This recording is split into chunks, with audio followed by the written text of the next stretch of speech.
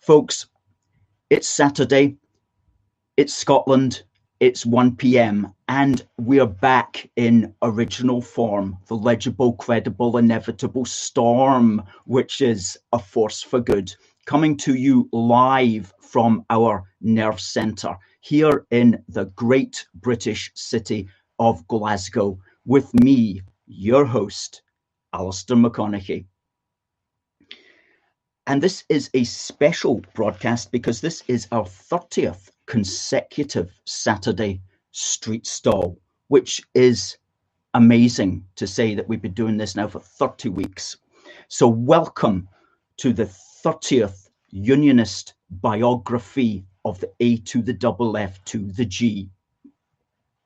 AFFG, a force for good, Scotland's premier campaign group and pro-union think tank.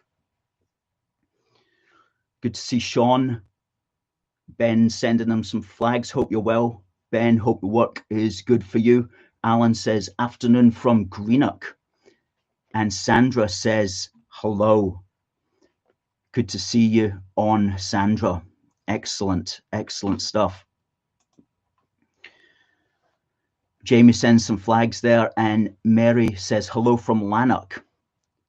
Alan, good to see you. So many British patriots watching today, and it's going to be a very patriotic broadcast, there's no doubt. And from a unionist perspective, there are one or two things that are concerning us, and we're going to get straight into the Welsh border apparent shutdown and what on earth is going on there, because as a unionist, as pro-union, we believe fundamentally in the right of us all to travel from north to south, from east to west, from Shetland to the Scillies, and from the furthest eastern point at Lowestoft to the furthest western point in Bilic in County Fermanagh. It should be freedom of movement for all British citizens in that regard. So when some jumped up local panjandrum takes it upon him or herself to essentially close the border, then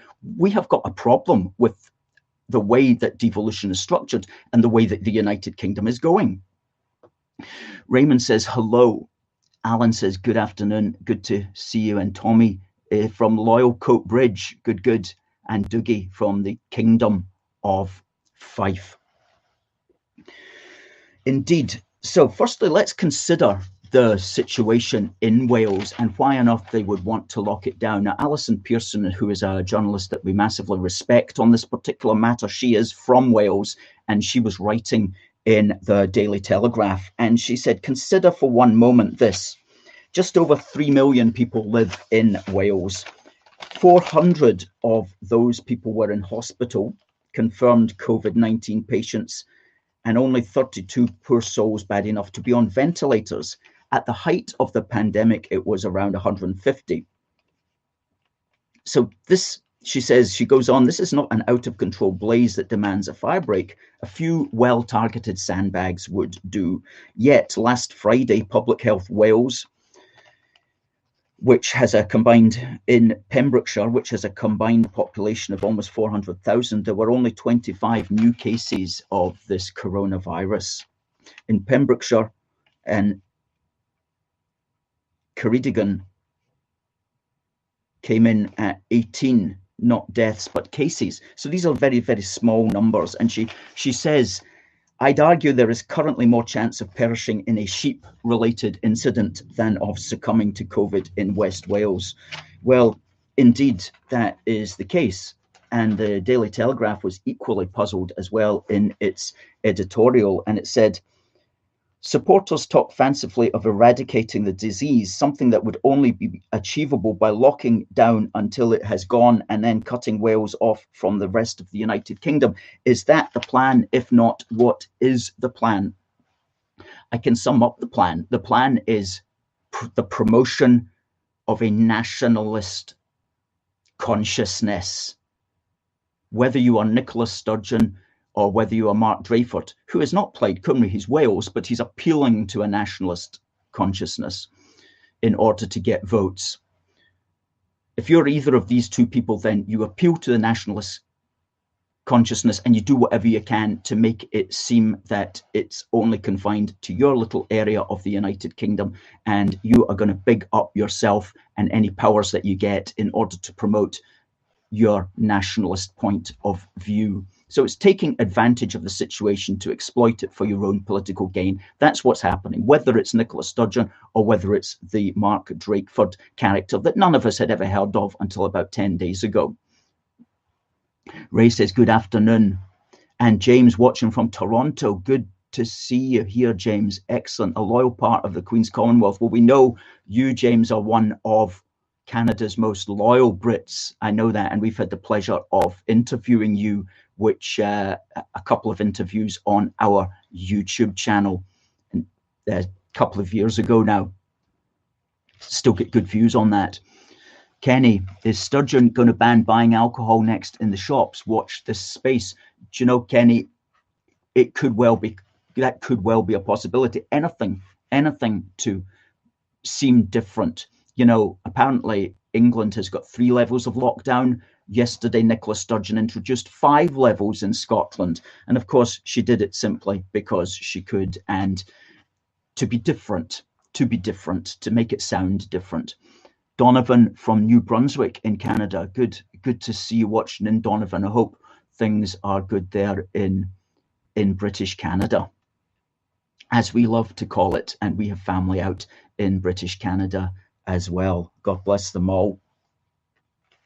So it's a nationalist point that Drakeford is trying to make. And we were extremely disturbed last night to read a report on Wales Online that police are actually now stopping people travelling from England into Wales. Now, the most remarkable thing about this is that it's police on both sides of this so-called border. So it's Gloucester police acting in alliance with the police on the Gwent and Welsh side of the border. And how on earth would that happen? Why on earth would the police on the English side be involved in helping to promote Mark Drakeford's policies in Wales? That's completely mystifying. So we contacted one of our colleagues in Wales to ask what his opinion is, and I'll give that to you in a moment. John says, good afternoon, Alistair. Good to hear from you, John. Glad you're there, keeping well. Tommy says hi. Hope you're well. I am, Tommy. Hope you are too. And Rick says, Rule Britannia, God bless you all. Keep up the good work. We always will keep up the good work, Rick, that's for sure. So basically, we put out this last night on our Facebook page, and we said that freedom of movement between all parts of the United Kingdom is surely a basic fundamental of national unity, as well as a natural right of British citizenship. So if devolved assemblies can get away with essentially closing down the border, then do we even have a United Kingdom anymore? And we went on and we said, what these actions by these power-mad assembly leaders are demonstrating is that the COVID situation is revealing a destruction of the United Kingdom in law, which has gone much further than many of us had hitherto realised. Because if somebody in Edinburgh or somebody in Cardiff can close the border with their particular area of the United Kingdom, then that's essentially a border. That's essentially a form of hard border. Now, that should not be allowed. And devolution should not have created a situation where that was allowed. Certainly not in that nationalistic context. It seems just appalling to us. And it just shows the extent to which important things have gone by the wayside until issues like this bring it out and just reveals how much power these devolved assemblies, which, let's remember, were meant to keep the United Kingdom together, how much power they have. Now, just a little mention on that. Yeah, we put that we're going to speak about an article, a fantastic article in the Daily Telegraph in a moment, and we've put the link up there. Now, basically, if what that's revealed just is that it's gone much further. Now, devolution could theoretically work when everybody's on side. For example, if you had a Tory government in the British Parliament, a Tory-controlled one in Labour in Wales or one in Scotland, then they would all agree with the central government. But when you literally have the opponents of the particular government in power in Westminster, in power in Wales, and also another version in power up in Scotland, then you're going to get nothing but chaos and just drama. It stands to reason. So, and all that happens then is it pulls the areas apart. So that's one of the bad things about devolution, is when you have really aggressive people in their little areas that are really using whatever powers they can against the centre. At the end of the day, the overall national unity is going to be stretched, but it can be repaired. It can be repaired, but it's obvious. It's obviously a bad thing at the moment. Now, this was pointed out in a very good article, which we put up there. The UK's borders must not be the plaything of angry nationalist politicians.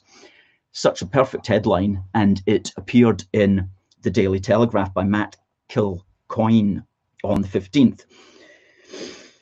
And he says, he puts it well, he goes, Welsh First Minister Drakeford has taken the resurgence of COVID, alleged resurgence, as his chance to play a latter-day Owen Glendower, leading a revolt against the English and shutting the border. He was quickly supported on public health grounds, of course, by that staunch Unionist Nicola Sturgeon, who is so keen on diffusing the idea of a border on the island of Great Britain that she sees a chance to do so via the pandemic. It's often the Tories who are accused of threatening the Union, but frankly, I'm sick of this. What threatens the United Kingdom are nationalists of all stripes pulling on the fabric of our constitution. And he points out that, interestingly, policing is not a devolved matter. Okay, so policing is not actually a matter for Mark Drakeford, because policing sees the kingdom, as he puts it, of England and Wales is a single jurisdiction. And so Drakeford does not have the authority to remove the rights of British people to travel throughout this kingdom. Our shared land is part of the reason we have a shared and sovereign parliament. He goes on, I've seen for decades how devolution has put up subtle borders where there were none. Now it has driven identity politics and has been a constant drip towards fractured independence. This action by the First Minister of Wales should be a final straw for my countrymen. No more. Antagonistic devolution has imperiled our union, sets Britain against Britain, and raises the possibility of borders in our shared island to the benefit of only a narrow set of angry nationalists. As a Welshman, I am furious at the man who says he speaks for us all. We're part of the British people, and we do not want to see our country or our islands broken up. Drakeford must be told that this power grab cannot and will not be tolerated. Amen to that. Amen to that. A force for good could not have put that any better. Now, Boris Johnson, what are you going to do about it? And what on earth are we going to do about the Gloucester police collaborating to stop English people from England travelling into another part of the kingdom? What are they going to do about that? And why are they even doing it? I'll get onto that in a minute. Hi, Mark. Hi, Elizabeth says, spot on. Paul asks, is policing devolved in Scotland? Yes, Paul, policing is devolved in Scotland. In fact, we have something called Police Scotland. What we used to have was lots of separate local police forces. But just prior to the 2014 referendum, Alex Salmond centralised it all because he knew that if there was going to be a victory for the separatists, then everybody was going to flip the lid. So he knew that he had to get in control of all the police forces throughout Scotland prior to 2014. So he centralised them under something called Police Scotland, which is now a pyramidal structure with the First Minister at the top directly in control. Whereas in the past, prior to 2014, it was lots of different little areas, little constabularies with their own local council heads and so on and so forth. So the centralisation of the police was done deliberately by Alex Salmond prior to the referendum in order to ensure that he would be in charge, come what may. So it's now in danger of being a highly politicised police force. I'm not saying that it is. I'm saying it's very much in danger of that and being accused of being that. Sandra says, no more powers to the devolved assemblies. Abolish them. They're a monumental waste of money. And thanks for the comments coming in on YouTube. Stephen says the anti-UK Plaid Cymru and SNP will use any situation to leverage apart the UK. That's so true, Stephen. Thanks for your comments there. Richard says Boris talks well but is weak and has a lot on his plate. That's for sure. The Tories should have got stuck in years ago. Christopher says the Police Scotland centralisation was a key political act. We won't even mention the VAT fiasco that Salmond and co created in the police and fire services. And Jonathan wonders why Boris hasn't used his majority better. Well, indeed, because with an 80-seat majority, you can basically create a revolution if you wanted, if you had the ideology. Maybe that's what's lacking. Maybe there's just not the ideology. I know a lot of people think there's very little difference between some of these parties these days. We're talking about a difference and talking, if you want to do something about the Welsh Assembly, there will be a party, we believe, standing in Wales next May called Abolish, the Welsh Assembly Party. Now that will be standing, we believe, on the regional list, and that very much does what it says on the tin. So if there's people out there in Wales who have had enough of this nonsense and want to push back against Drakeford in a very obvious way, then why don't you elect some Abolish the Welsh Assembly candidates to Parliament? And that reminds me, I think there's also a party in Scotland that's going to be standing under that banner as well, called Abolish the Scottish Parliament Party. And I need to check up on that. It's probably got a website, but that's Abolish the Scottish Parliament Party. I think there's also going to be that standing. So certainly next year, there will be the opportunity for people to really vote strongly against these devolved assemblies. And that will be interesting to see how many people actually support that point of view. Stephen says, I'm ex-army, lots of Welsh friends. We all agree that being in the UK actually promotes our countries and gives us a platform to be even more Welsh, Scottish, English and Northern Irish.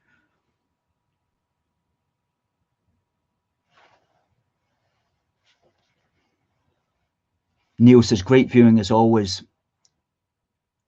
And James says, devolution has failed, get rid of it. Well, yeah, absolutely. The only way to do that, of course, is to vote for people who want to get rid of it. And as we've just said, there will be those candidates in some of the regions anyway, in Scotland, if not in all the regions in Wales. So, we'll just stick up an article that we wrote there, a speech that we gave several years ago, which was called One UK, the British Union from 31st Principles. And we listed 30 principles of what it meant to have a real strong British Union. But do you know what? Of those 30 principles, we never thought to put in freedom of movement. We never thought to put in freedom of movement because that was just a given. We didn't think that was ever even going to be contested. But now it seems that we're going to actually have to explicitly say that freedom of movement from north to south, from east to west, is a fundamental right of being a British citizen and is a fundamental plank of the Union. We're going to have to actually say that so that there is no way that Sturgeon or the SNP or the Welsh or anybody can try to put up an internal border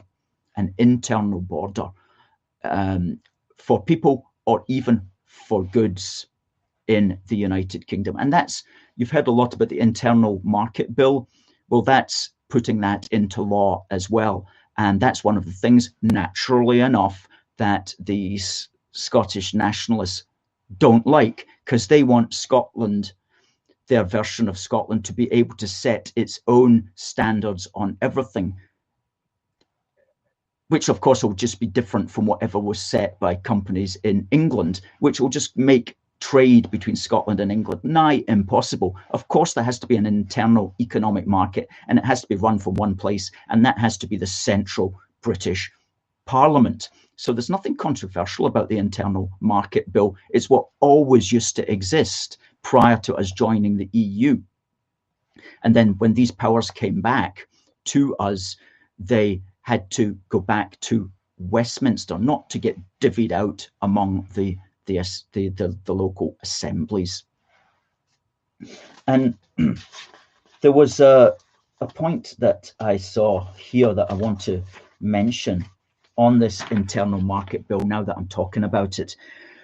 You know, this is something that before I really got involved into politics, I didn't really understand how nasty some politicians can be, in the sense of deliberately misrepresenting reality. Now, a lot of us on our side, we're very much, you know, what you see is what you get. We're very open, and we don't intend to mislead anybody deliberately. And we don't try to use any funny phrases to confuse the reality of the situation. But I've noticed that many of the people that I would regard as opponents do that all the time when they're not actually just lying. They'll make up phrases that are such a twist of the truth. It's literally a twisted. And you can only make up twisted phrases like that if you're of a twisted political mind. Anyway, this is the leader of the Scottish Greens talking about the internal market bill, somebody called Patrick Harvey. And he was talking about that he didn't want to see Westminster, blah, blah, blah, blah, blah, blah, and giving itself a veto over Scotland's democracy. Now, what he meant by that was that in the internal market bill, he's saying that Westminster is vetoing Scotland's alleged right to be able to set its own points of view on the matter. But a veto is a constitutional right to reject a decision. And the British Parliament most certainly has a constitutional right to reject something like internal market standards being set by these local assemblies. It's a constitutional right. It's not giving itself a veto. It's not pretending that it's like something that it's grabbed hold of that doesn't exist and it's abusing its power in some way. This is just the way that it is. This is just the way that it is.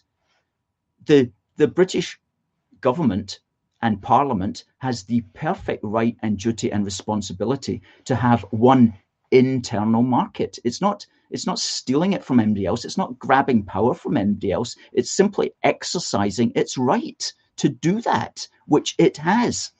And it also has a right which it's not exercising, which is to maintain freedom of movement. So it needs to get working on that as well, because how can you have an internal market if you can't have internal freedom of movement? So that's maybe something that should be written into this Internal Market Act, is the right of British citizens to move freely within their land. Anyway, folks, we're staying on YouTube, and we're really pleased at the numbers that are viewing today. Dorothea says, some people think that if you say something often enough, it becomes true. Absolutely. Absolutely. A lie is a lie, no matter how many repeat it. And that's basically if you say something often enough, regardless of what it is, that's the basis of advertising. And if all you see is, if you switch on the television and all you see is politician A, then you will move in your subconscious mind towards politician A, just in the same way that if you switched on the television and there was an advert for soap and it was the same advert for soap every single day, that's the soap that you would buy. It's just a natural thing that humans do.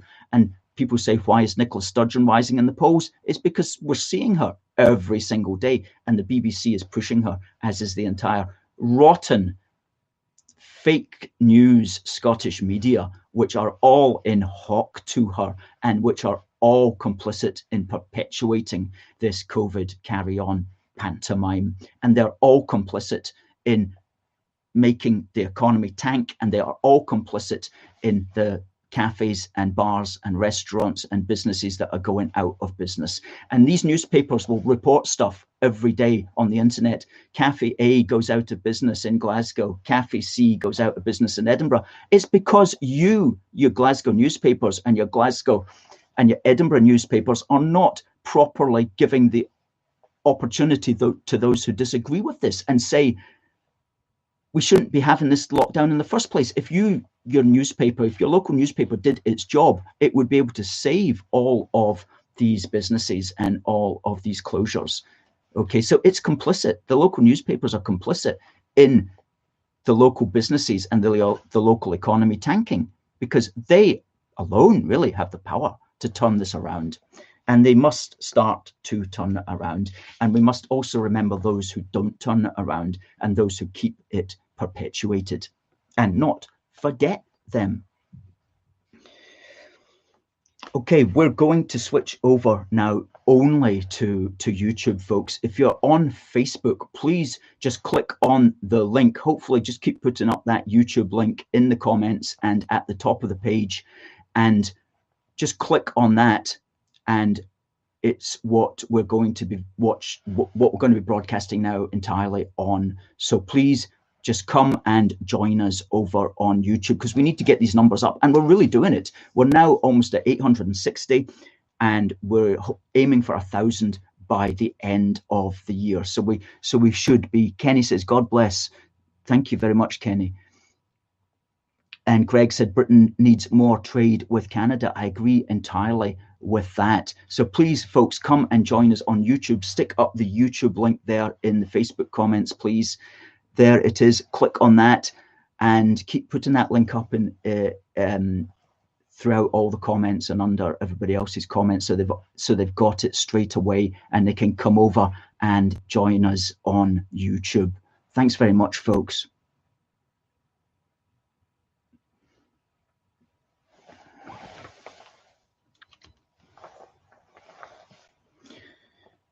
Good. Now we have to push YouTube, because that's going to be the major broadcasting system for us in the future. Now, one of the thing I want to go on to now is polls, and people have been concerned about the polling in the last 10 days. Okay, it seems that if you are to believe the polls, that the Nationalists do have a big lead. As I've said, there's reasons for Sturgeon's popularity, one of them being that's all you see on the telly is her. But other points that I do want to say about polls is that polls lead opinion as much as they reflect opinion, and they can be used to lead people in wrong directions, and to do so deliberately. And they are also deliberately engineered to create talking points for the media. And so if you want to get the people talking about a certain thing, you can create a poll which will find a percentage of the people believe something. Even if it's a minority that believe it, you simply emphasize their point of view, and that becomes the story. 10% of people think that they should walk backwards down the street. And then it suddenly becomes, should we all walk backwards down the street? And they do another poll a month later, and it's 25% of people think that's a good idea. And so it goes on. So polls can easily be used to manipulate people, believe me, easily used.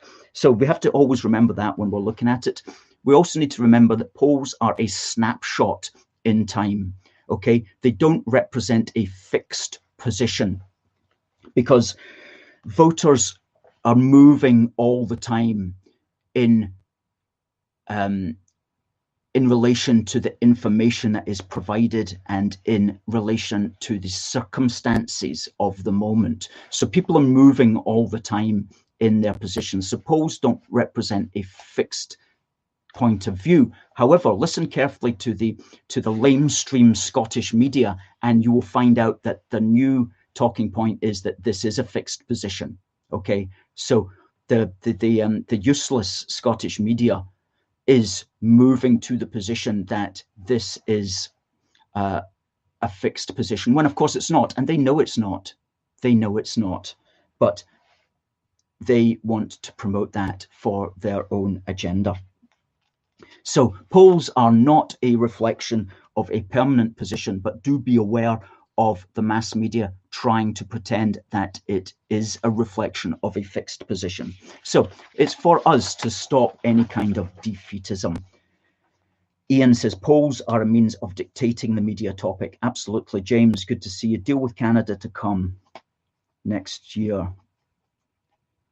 Thomas says confusion reigns throughout Scotland because of Nicola Sturgeon. She has a lot to answer for you. So even if these polls are accurate, and the last poll said 58% of people wanted Scottish independence. Well, I looked at the questions that were asked, and the questions were extremely leading questions, absurd questions, really. So I don't put any faith in that, but let's just presume for the sake of argument that that's correct.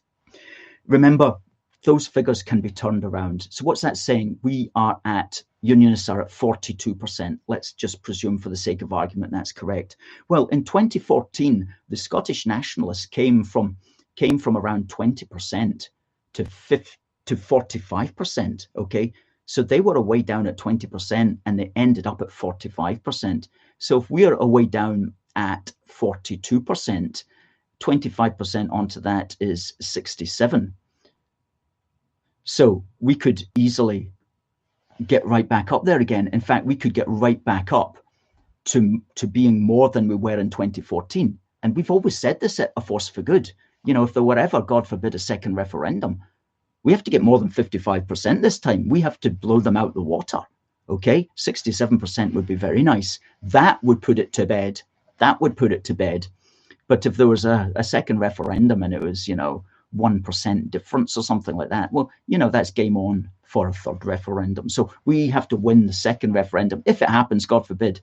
But if it happens, we have to win bigly. We have to win bigly in order to put an end to it. And of course, we can do that.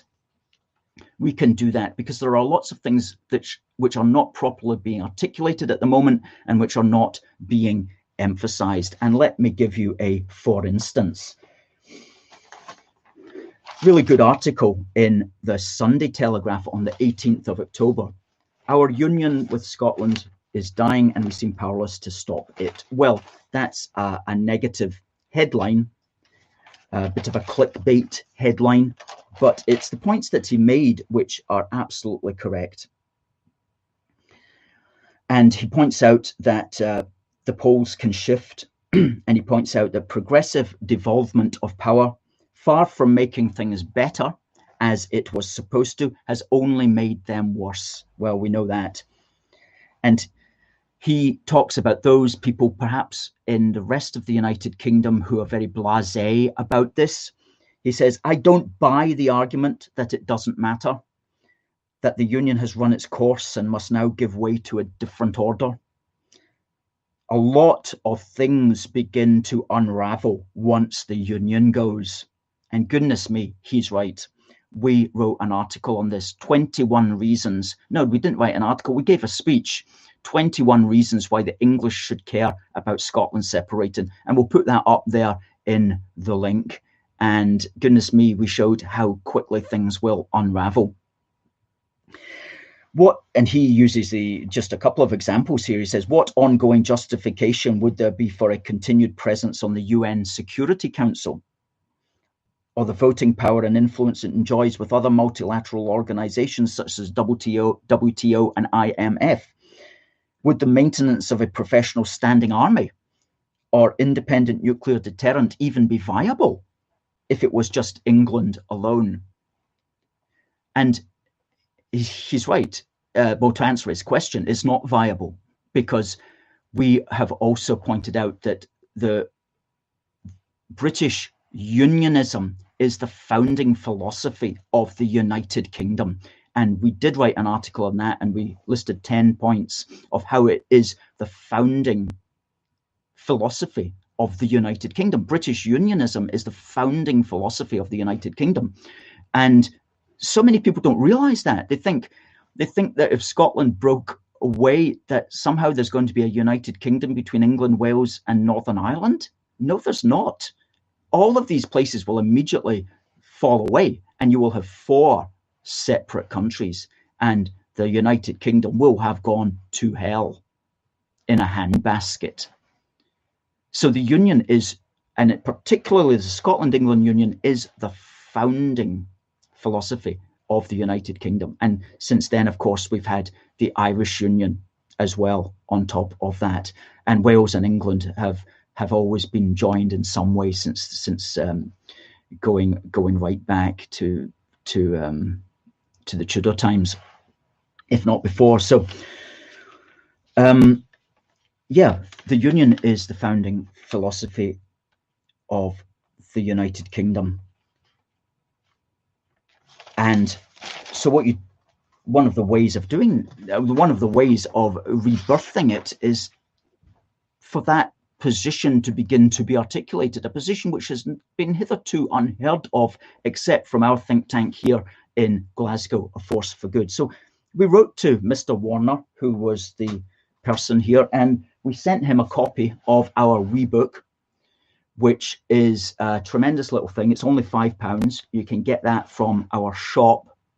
We sent him a copy of this, which is a great wee story about the Union. And we also sent him a copy of our magazine Union Heart, which has in the centre pages what I've just been talking about, the British Union, and how it is the ideology underpinning Britain. So we sent this to him. If anybody wants this, by the way, if you become a Union supporter, donating a small amount each month, then we'll put you on the mailing list for our Union Heart, and we'll also automatically send you all the back issues as well. There's the link up there to become a monthly Union supporter. So we wrote to Mr. Warner and we said, you make some good points and I'm bringing our organisation to your attention. We are Scotland's premier pro-union campaign group and think tank. We're non-party and we were established in 2012. As you imply at the end of your article, the break-up of the Union would be the death of the United Kingdom. The notion that England, Wales and Northern Ireland could continue as some sort of remaining quote-unquote United Kingdom is simply not a viable proposition. Yet it seems to us that our politicians don't grasp that obvious fact. This is about the very survival of the country that we know today as the United Kingdom. Maybe when politicians wake up to this fact, then things might change. And then we went on pointing him to some of our material out there, including our latest article, which is that Holyrood does not have a mandate for a second independence referendum. And even if it won a majority of seats, that would not give it a mandate for a second referendum, because that mandate, our mandate for unity, is held at the British Parliament level. And so it is at that level that engages all of the four corners of the United Kingdom. And it is at that level, it is seeking a mandate at that level that the separatists will have to attempt. And that's a much harder thing for them to do, because it requires them to stand as abstentionists.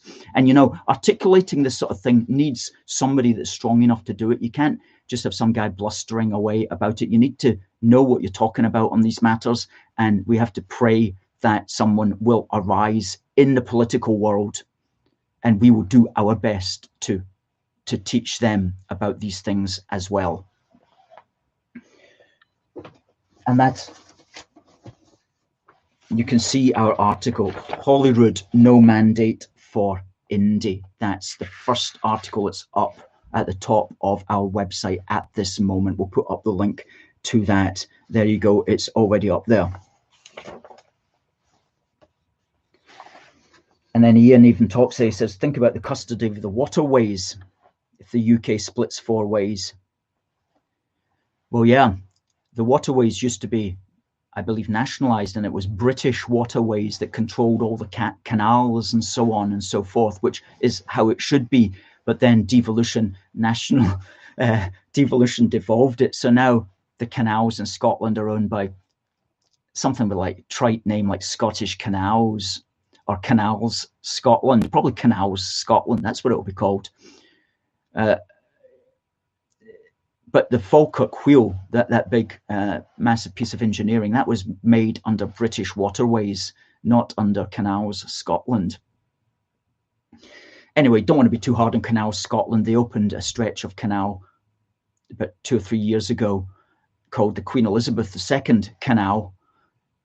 So we have to thank them for that. And that was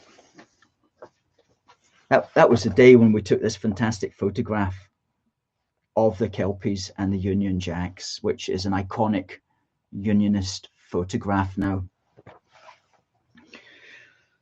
So I wanted to talk today about social media, but we're kind of running out of time because we always finish at 2 o'clock after I've given our week in British history. But let me just say a couple of things on this so I can just get this down as a marker.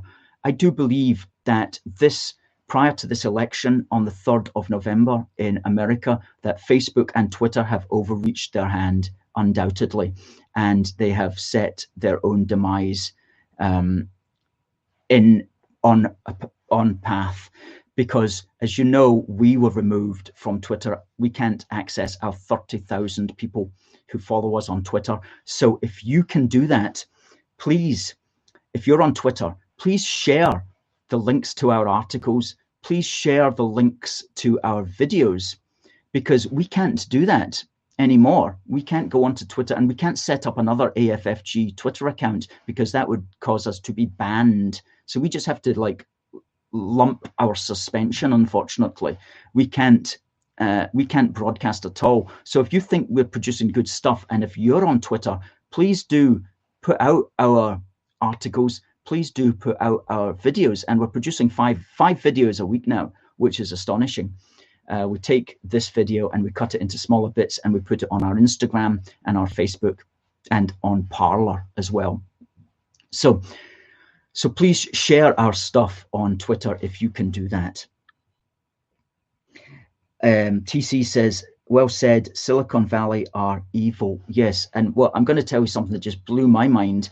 I think it's bad enough that a force for good with our 30,000 followers has been removed from Twitter, but Twitter has stopped the New York Post, a national American newspaper, from posting. It's still suspended from posting for the last 10 days, because 10 days ago it put out a story about Hunter Biden, who is the son of Joe Biden, and it wasn't a complimentary story, and it reflected badly on Joe Biden. So Twitter said, we are going to stop you posting until you remove that post. And at the moment, this morning, New York Post is still standing firm and is not removing the post, and they're still effectively banned from posting on Twitter. So, you know, they talk about Russian bots or Chinese bots influencing the American election. Twitter and Facebook are doing it in broad daylight in front of our eyes. I'll give you another example. Last night, the biggest pro-Trump meme page. Now, memes are jokes and graphics, usually jokes in graphic form that go out and they go viral. And it's quite an amusing, but it's quite an irreverent page. It's called God Emperor Trump. God Emperor Trump has got 350,000 followers. It's the biggest pro-Trump meme page. Guess what Facebook did to it last night? Took it down. 10 days out from the election. Took it down, cancelled it. It's not there anymore. And that's a page that had 350,000 pro-Trump young people mainly following it, and Facebook have just cancelled it. Now, this sort of thing cannot go on. This is deliberate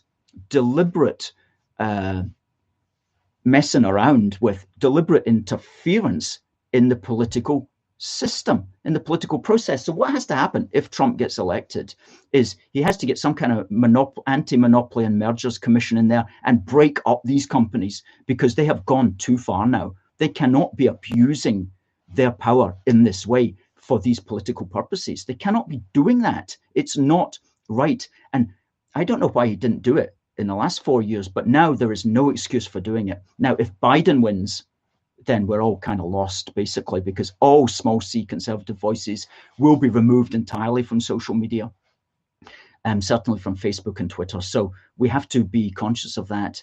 But if Trump wins, he has to get this sorted.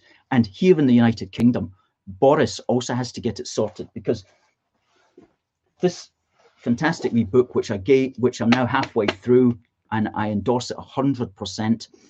We'll put the link up there to it. He points out that the damage that a political movement sustains when its grassroots is deplatformed is enormous. In an election year, it's even more important, because such accounts serve as network hubs for a larger movement. The movement uses retweets from this hub to find new accounts to follow, and it can also serve as a source of news, information, and action alerts for activists. When that suddenly disappears, the ability of the movement to organize takes a massive hit. And we took a massive hit. Unionism in Scotland took a massive hit when Twitter suspended the biggest pro-UK campaign group's Twitter account with over 30,000 followers. When it suspended that, Unionism in Scotland took a hit. Now all that we're left with is largely anonymous pro-UK accounts, which are okay for spreading information, but they're not good for much else, really. And also they're just the usual MPs and MSPs with their usual stuff. So we took a massive hit. We're still campaigning against that. We're still appealing against it. Hopefully we'll get it sorted in some way.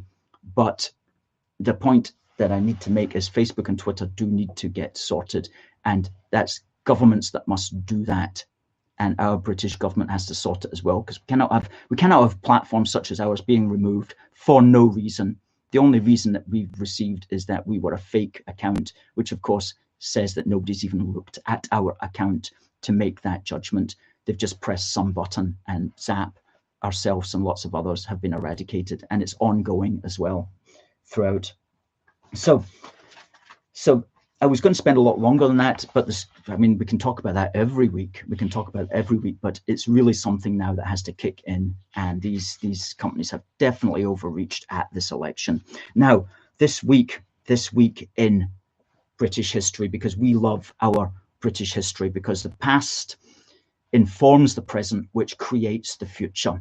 And if you don't know your past, then you don't really know who you are. And that's a problem here in modern Britain, and especially in modern Scotland, where a lot of young people, God bless them, but they've been brought up in a school system that's never properly taught them about their wider British roots and identity and history. So we try to fill that gap as much as possible, and we do it every day on our social media platforms, Instagram, Facebook, and Parler, and also to an extent here on YouTube.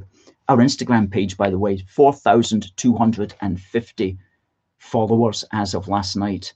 So if you're on Instagram, please give that a follow. And our Facebook page is coming up on 30,000 followers. When I looked this morning, we were 42 people off an official 30,000 likes. And when somebody likes it, what that means is our information goes to them every time they switch on their phone. Every time we make a post, they get a notification. So it's important that you like our Facebook page. Now, you can also invite your friends to like the Facebook page. If you go to our normal UK A Force for Good page on the browser, on a computer browser, on the top right-hand corner, you'll see 3 little dots. If you click on that, it will take you to invite friends. You click on invite friends and all your personal friends will come up. And you can choose which ones that you think would be interested in AFFG, and you tick the boxes. And a message will get sent to them saying that your name invited you to like A Force for Good. And it's that simple, and it really does work. So that's invite friends on a computer browser. You go to the top right-hand corner where the 3 wee dots are and click on that. And if you're on a mobile phone, look for the community link and click on community, and it will come up, invite friends. Click on that, you'll see all your friends, and you can tick next to your friends. And let's get 30,000 by tonight. Let's get 30,000 by tonight. Linda says, Joe Biden is no friend of our UK. He will always side with the European Union. Yes, that's true. And he's also very much on the Irish Republican side of things, whereas Trump, of course, is on the Scottish-British side of things, his mother being Scottish, in fact. We don't hear that so much. The Scottish media likes to pretend that. They don't like to point out that Trump's half Scottish.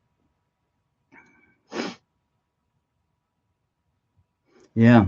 So this week in British history today, James VI, who created this flag, which you can get as a wee badge, which says A Force for Good through the middle of it. James VI published his proclamation that he was indeed King of Great Britain, because he didn't want to be called King of Scotland or King of England. He wanted to be called King of Great Britain. And he proclaimed that on the 20th of October in 1604. And today, on the 24th, he published it as a proclamation. There's a wee flag badge up in the links there.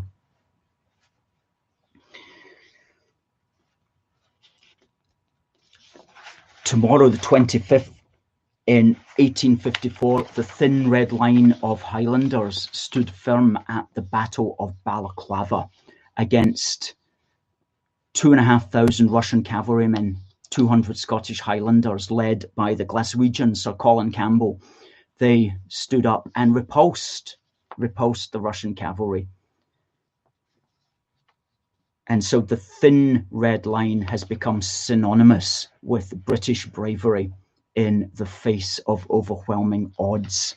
And they've been immortalized in a painting by Robert Gibb, which is quite a dramatic painting of the few Highlanders standing up and repulsing the Russian cavalry that are falling in front of them. And as I said, we have this thing in British history where the idea of the few triumphing over the many, whether it's the thin red line, which was today on the 25th of October in 1854, whether it was Rorke's Drift, the few men who repulsed the Zulu charge in South Africa, or whether it's the few at the Battle of Britain.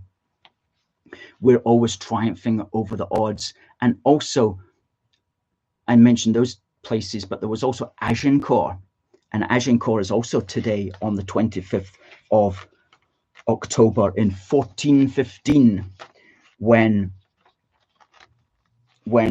a largely English army was led to victory by Henry V against the far superior French.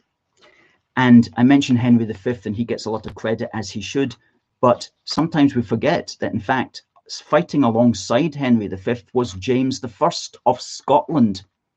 So it was James I of Scotland and Henry V who fought together at Agincourt and defeated the numerically superior French army. So that was James I, but that's way back in 1415. On the 26th of October in 1918, Stonehenge was gifted to the public by Sir Cecil Edward Chubb. He was the private owner of the prehistoric monument, but he gifted it to the nation on this day, 26th of October, 1918. Stonehenge, where the demons dwell, where the banshees live, and they do live well. Stonehenge, where a man's a man, and the children dance to the pipes of Pan. Stonehenge, where the cats meow, I would take you there if I only knew how. 5 points to anybody who knows what film That song's from on the 27th of October in 1854, William Alexander Smith was born near John O'Groats, and he went on to found the Boys Brigade. And I believe, yes, he died in 1914, as I've just mentioned to you, and he's buried in the Western Necropolis in Glasgow. On the 27th of October in 1913, somebody that we should all really be very grateful for, because essentially he taught us how to read. And this is Douglas Keane, who was the visionary mind behind the success of Ladybird books. And many of us, I know, watching this, learned to read from Ladybird books, which are a tremendous British creation. And we've got Douglas Keane to thank for that. And he died in 2008. And on the 28th of October 1664, the Duke of York and Albany's Maritime Regiment was formed, and we know them today as the Royal Marines. That was back in 1664. And on the 29th of October 1618, a great man died, Sir Walter Raleigh. I say he died, rather he expired as a consequence of his head being removed from the rest of his body, because he was quite unfortunately executed.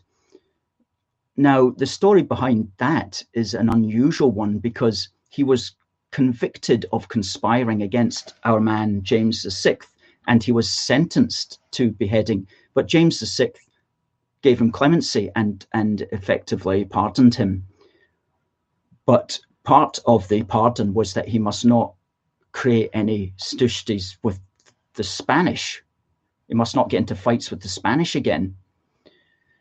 And so Walter Raleigh goes, yeah, no problem, mate. Gets in his ship, sails around the world again. And some of his men got off at a certain point and attacked a Spanish outpost on the Orinoco River against Walter Raleigh's orders.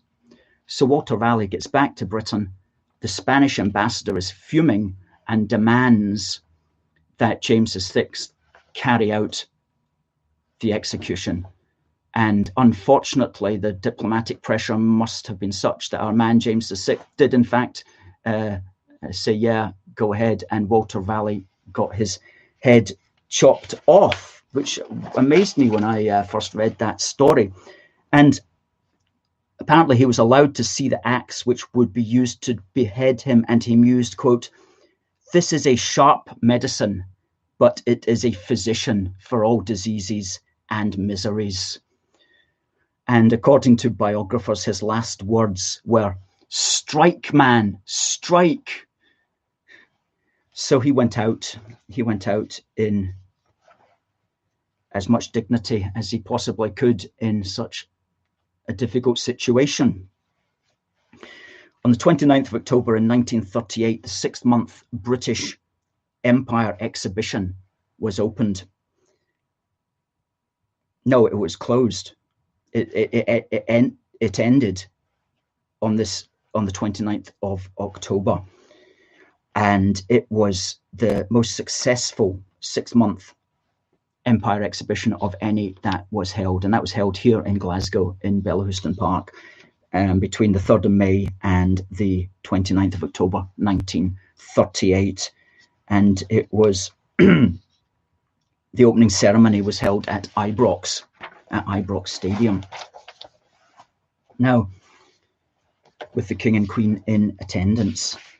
So some people have asked, Alistair, where can I get this t-shirt that you're wearing? This A Force for Good t-shirt. It's from our Teespring store. Now, we'll put up the link to that if you would like this t-shirt. We've also got ones that say Scottish and British. We've also got ones that say Welsh and British, with a half St. George's flag or Welsh dragon. We've also got ones that say British Ulster. And we've also got a range of other t-shirts and hoodies which you might like. That's up at our Teespring store. Finally, just remember tonight it is the end of British summertime. If here in Scotland we have a 2-tier time system. So if you're a Unionist or if you're pro-UK, tonight, before you go to bed, remember to put the clocks back 1 hour. Now, if you're a Scottish nationalist tonight, you'll be putting the clocks back 700 years. Okay, so just remember that. That's tonight, the end of British summertime, which is always the last Saturday, Sunday night of October. And then we spring forward in the last Saturday, Sunday night of March, meaning that the days are longer for 7 months of the year and shorter for 5 months of the year. So at least that's something in 5 months' time, which won't be very long. We can look forward to putting the clocks back again and welcoming spring. So folks, thank you for watching. It just remains for me to say, please do subscribe to our YouTube channel if you can, and support our work here. If you get value from it, please consider becoming a Union supporter. Please consider just giving us a one-off donation. Christmas is coming. You want to be maybe thinking about getting your learn on with our wee book for the Union. It's only a £5. And our badges as well that we sell, whether that's this cracking little badge that you can put inside or pin to a Christmas card, or whether it is this one, because we rely upon our merchandise to keep this broadcasting going.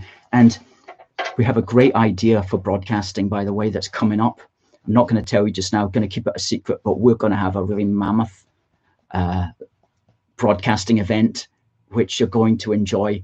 That will be nearer the end of the year, though. But we're getting rigged up for that right now. In fact, I expect a delivery of a particular tripod in about 1 hour's time. So things are really moving ahead with us here. We are a voice of unionism. We are the voice of authentic unionism. We are Glasgow's campaign group and think tank. So please do support us if you can. We'll be here next Saturday at 1 o'clock. Please do tune in. I want to thank everybody for their comments. Dorothea says, thank you for all your good work. You keep us sane. Well, you keep me sane, Dorothea, as well. So thank you. Goodbye, says Linda. Goodbye to you. Mantis says, best of British. And James says, goodbye from the British Commonwealth and British Canada. Wonderful. And Robert says, God bless the Queen. So it just remains for me to say, folks, God bless the United Kingdom and God save the Queen.